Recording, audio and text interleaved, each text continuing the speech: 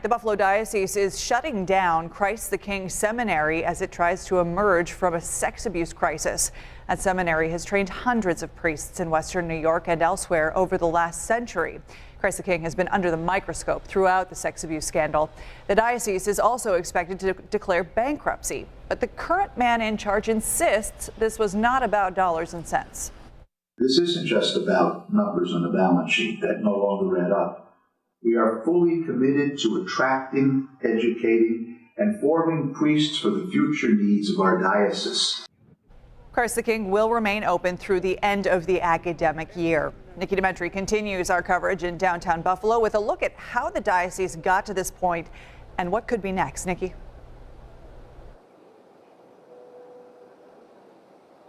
Good evening, Ashley. A report in 2015 showed that the Christ the King Seminary had its largest enrollment in a decade. Now fast forward 5 years to today, and it was scandal after scandal where Christ the King Seminary is now ceasing operations.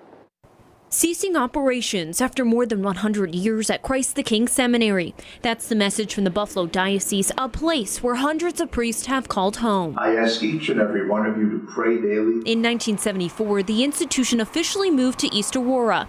The seminary has been in danger of closing before, but former Buffalo Bishop Richard Malone poured millions of dollars into upgrades. Father Joe Gatto was handpicked by Malone to lead the charge. Here, he is speaking at a roundtable hosted by 7 Eyewitness News in May 2018. These men that are preparing now to be prayerful, celibate, obedient priests are doing it in a way that even when I was in the seminary, I never had a chance to do. But over the last 2 years, scandal after scandal put a spotlight on this quiet campus. It was a hotbed of sexual activity. I'd walk in and the hair would stand up on my neck. Father Gatto was suspended in the fall of 2018 after sexual misconduct allegations surfaced. He denied the accusations. Somebody who was sexually involved with a student would now be at the pinnacle, who would be overseeing the entire life of the seminary, was a clear signal to me that the church was broken from the inside, just sick. In April 2019, comments made at a pornographic pizza party towards seminarians led to the suspension of these 3 priests.